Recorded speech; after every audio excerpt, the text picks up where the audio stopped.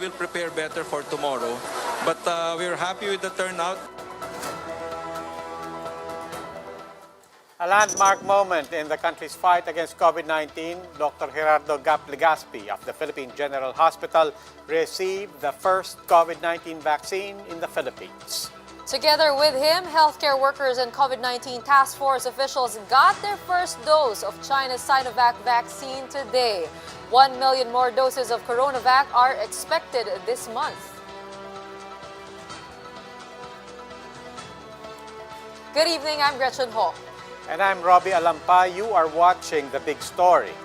We begin with the country finally kicking off its COVID-19 vaccination drive. That's a day after 600,000 Sinovac doses donated by the Chinese government arrived on Sunday. A symbolic vaccination was held today in various hospitals, with officials hoping this could address the pervading vaccine hesitancy among Filipinos. Jen Calimon has the big story. It was a historic moment for the Philippines when the first COVID-19 shot was administered to Philippine General Hospital Director Gerardo Legazpi. Maintindihan po ninyo kung bakit ako ang unang nag-volunteer magpabakuna. In fact, ang asawa ko po at anak, kinausap ko kahapon, sinabi ko dahil hyper-allergic sila, malamang po itong bakuna ang aking i-recommend sa kanila. So, hindi po ako katulad sinabi ko, ang aking pong mga pananaw ay hango sa aking paniniwala sa datos. Like him, thousands more of healthcare workers will receive Sinovac's COVID-19 vaccine CoronaVac. He admits only a number of their personnel were willing to get inoculated at first, but that has improved. We will prepare better for tomorrow. But we're happy with the turnout. 96 as it is now. We'll finish one. Tatapusin po natin yung 100. Around 5,000 PGH personnel pre-registered for the inoculation, but this number decreased due to hesitancy. More or less out of 1.7 na ating health workers ay more or less 200 to 300 lang ang medyo possibility na sila ang kumuha ng Sinovac. But sa ngayon hindi natin masasabi. Let's wait for siguro mga 2 to 3 days. Makikita po natin ang actual uptake na kung tataas pa po 'yon. Vaccine czar Carlito Galvez was among those who got the jobs in PGH, together with Food and Drug Administration Chief Eric Domingo. Other top COVID-19 task force officials also received the job in key hospitals in the metro. First to receive CoronaVac at the Lung Center of the Philippines is Dr. Eileen Aniceto, who heads the Emergency Outpatient Department. At the Dr. Jose Rodriguez Memorial Hospital, only 178 of the 300 target healthcare workers took the shots. So mataas yung vaccine acceptance nun sa hospital na to, 95%. Ang information, sir, is low pertaining to Sinovac. Kaya bumagsak yung vaccine acceptance ng Sinovac. Other hospitals conducted simultaneous inoculation, including the Veterans Memorial Medical Center, PNP General Hospital, V. Luna, and the AFP Medical Center. Should there be excess supply, the Health Department assures other priority groups are next in line. If the supply is still there, we give them the second dose. Galvez is hoping that the general public can be inoculated by the second quarter of this year. Reporting for News 5, Jen Calimon, we are One News. As the mass vaccination drive gets underway, it's important to understand the figures backing the efficacy of Sinovac. Tonight's big number, 50.4%. This number has been used to question the shot's efficacy, especially when compared to other vaccines like Pfizer and AstraZeneca. But this figure only pertains to efficacy among mild infections and health workers in a trial in Brazil. But when it comes to severe infections and hospitalization, Sinovac is 70 to 100% effective. It's just that Brazil's trials were conducted among healthcare workers who are more susceptible to infection. The Octa Research Group says a surge of cases in Cebu appears to have slowed down, but it is flagging two emerging COVID-19 hotspots. Speaking with Agenda, fellow Guido David says Metro Manila has averaged 900 cases over the past 4 days. That's an increase from the usual 400 daily average. David says areas of concentration are in Pasay as well as the Camanava region. That's Caloocan, Malabon, Navotas, and Valenzuela. This is a highly unusual rate of spread. And this is very concerning because this is faster than what we saw last year. And we never had a surge again since last year. These are the other big stories tonight. The City of Pines detects its first case of the British variant of COVID-19. Contact tracers have yet to establish its link to a clustering of cases in the Mountain Province. New clips of the firefight between PDEA and the PNP emerge. An unidentified delivery man was seen taking part in the encounter. And for the first time since the military coup started, Myanmar's ousted leader Aung San Suu Kyi makes a video appearance. She showed up for a court hearing to address charges filed against her.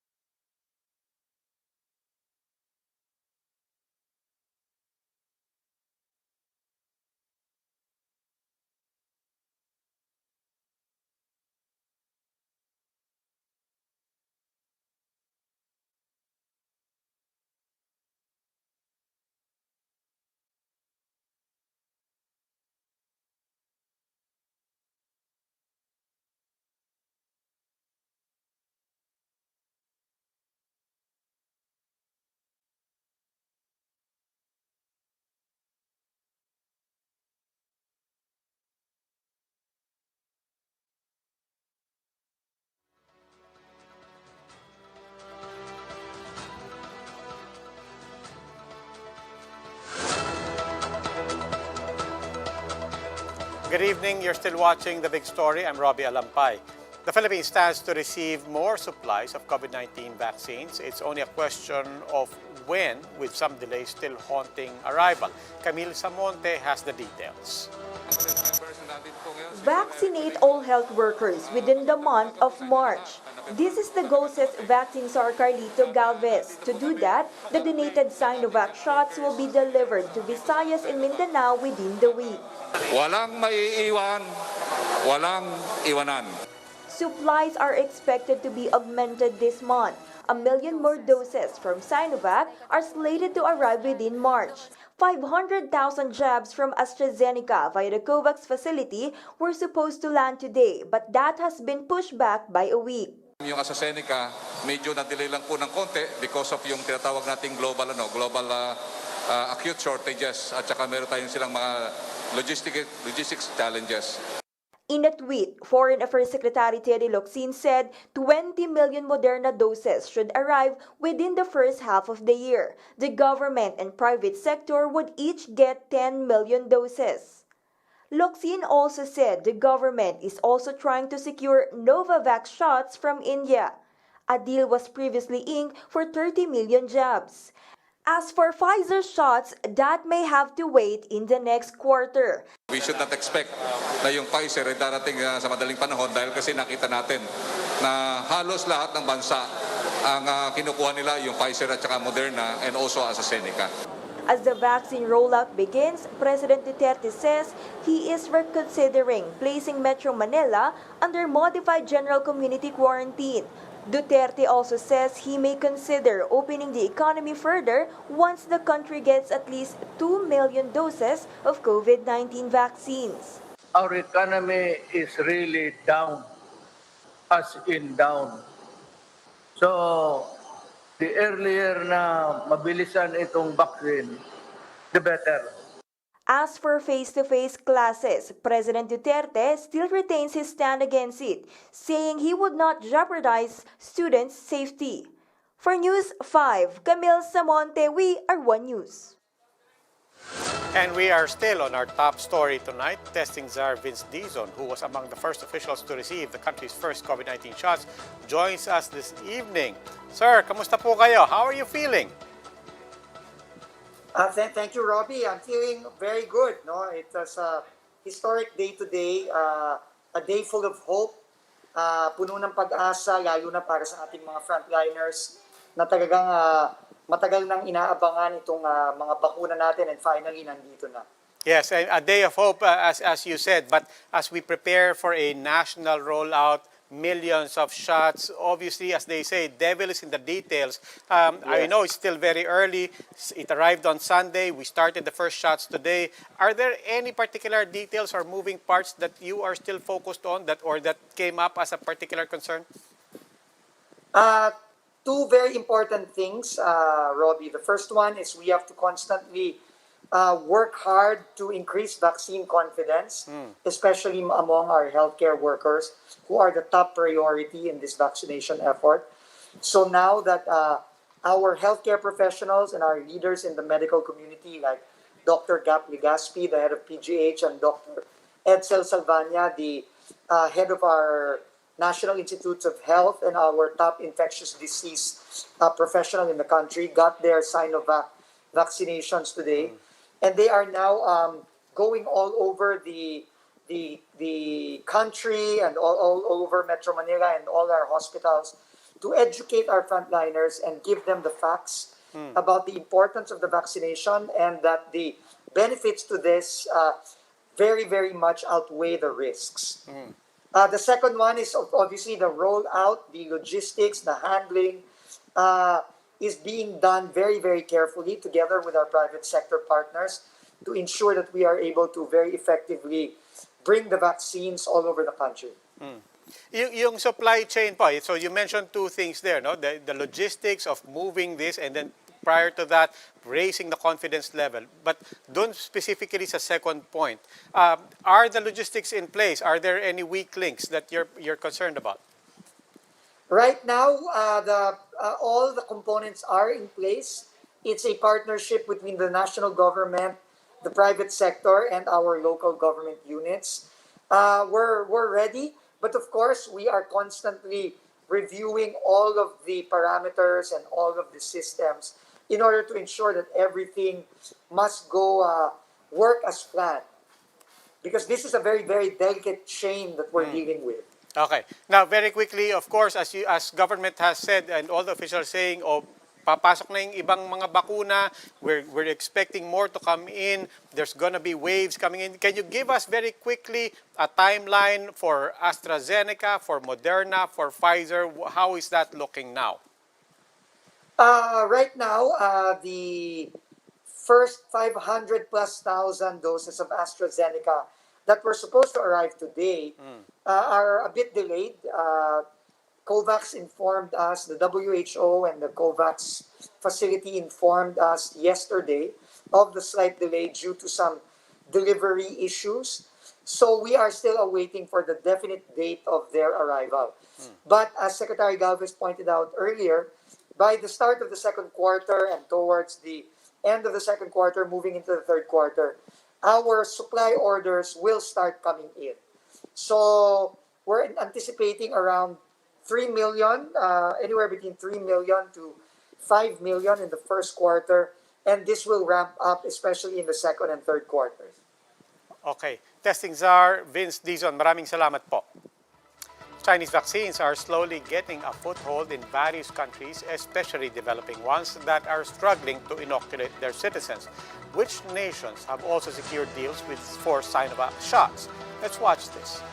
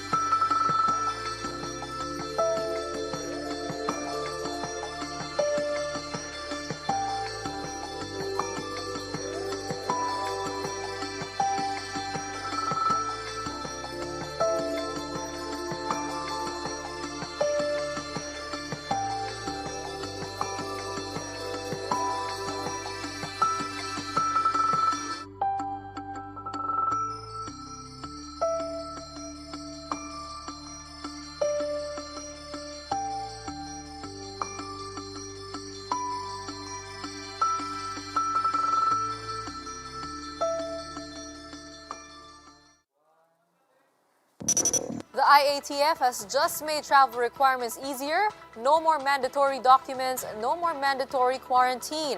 But its swab testing directive stirred confusion among the public. Why exactly? Gerard de la Peña tells us in this report. The halls of the Ninoy Aquino International Airport Terminal remain quiet. From hundreds of flights daily before the pandemic, there are now only about 65 flights to the provinces. To stimulate domestic travel, the Interagency Task Force has removed documentary requirements. The new policy directive of the IATF is really to slowly open up the economy. So nandun na tayo sa stage na yon, instead of the containment. Effective today, travelers no longer need to secure travel authorities, medical certificates, and other clearances. Quarantine is no longer needed unless they have symptoms. Returning provincial residents who work for the government, however, need to show IDs and travel orders. The Air Carriers Association of the Philippines welcomed the move. We will now call all our outbound passengers domestic travelers. Kasi, di ba, nakaka-adjust po kami na meron tayong tourist, meron po tayong OFW, APOR, but at the end of the day, lahat po sila ay tinatawag nating outbound. But the directive on swab testing stirred confusion among passengers. Such is the case of Virginia, who already finished her 6-day quarantine upon arrival from Canada.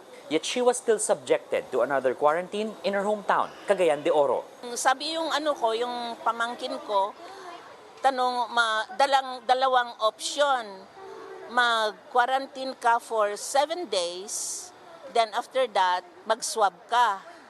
And then, kung hindi ka magpa-swab, mag-quarantine ka ng 14 days.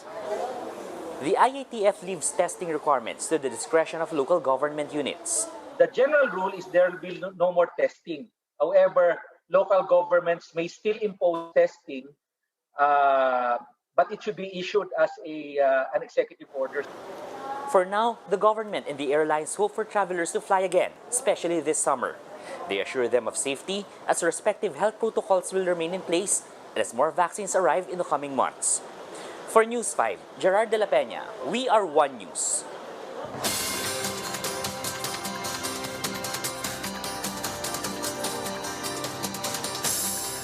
Time for an express look at some of the day's big stories.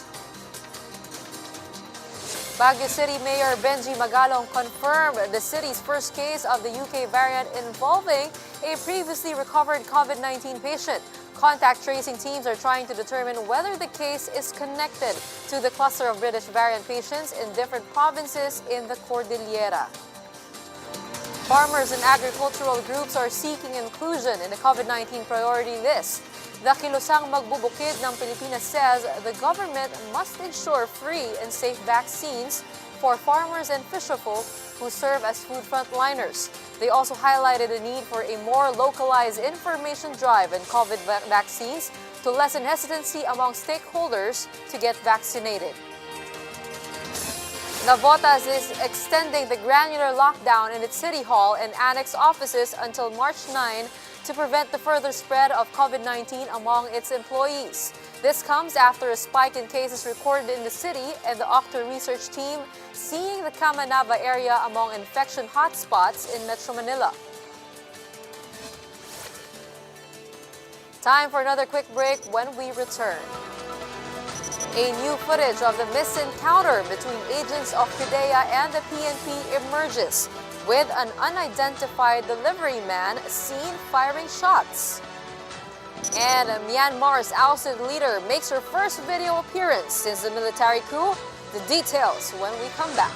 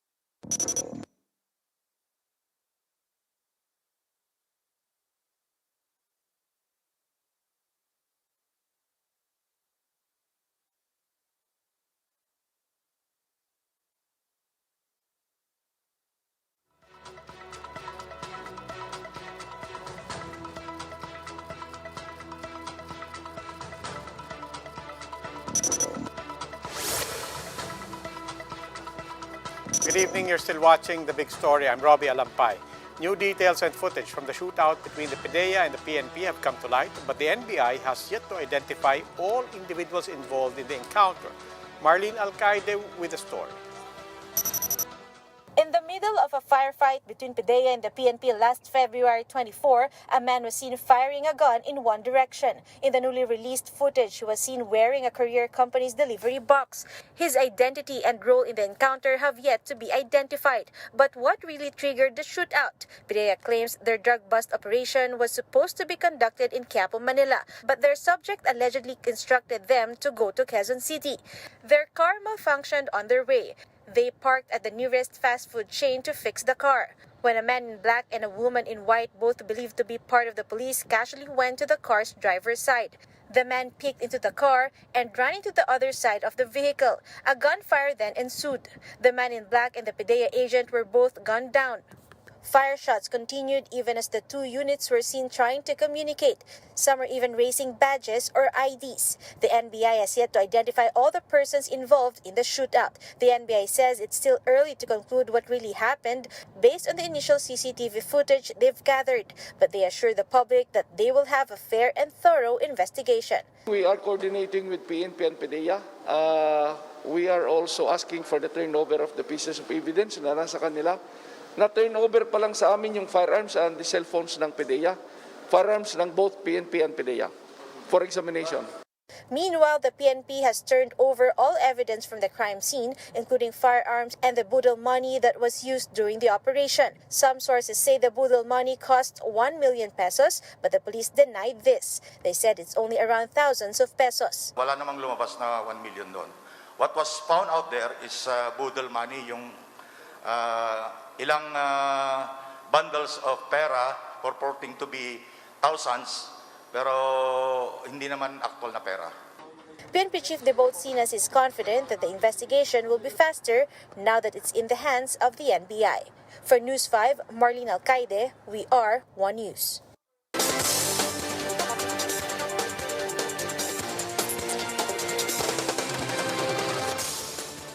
Let's take a look at the biggest stories on print and online. From Philstar.com, 3 Supreme Court magistrates are vying for the Chief Justice post to be vacated by Chief Justice Diosdado Peralta by March 27. These are Senior Associate Justice Estela Perlas Bernabe and Associate Justices Alexander Jesmundo and Ramon Paul Hernando. They receive automatic nomination to the post. Inflation may likely hit its highest in 26 months, according to a Business World poll of analysts. The poll yielded a median estimate of 4.8% inflation for February. If realized, this estimate would be the quickest since December 2018. February inflation data will be released on Friday. And from News 5, House Speaker Lord Alan Velasco denies that the proposal for charter change is dead in the water. Velasco says the lower house is eyeing an approval on the amendments to the economic provisions by May. In Myanmar, tensions between the military and supporters of ousted leader Aung San Suu Kyi continued to escalate. Suu Kyi appeared at a court hearing today via video conferencing. That's the first time she was detained in February. A Myanmar court filed 2 additional charges against Suu Kyi, one for supposedly publishing information that may cause fear or alarm, and the other for supposedly violating a telecommunications law. Meanwhile, security forces killed at least 18 people in protests on Sunday. That's the bloodiest day yet since the coup in Myanmar. Suu Kyi supporters continued to march today to fight the police crackdown on protesters.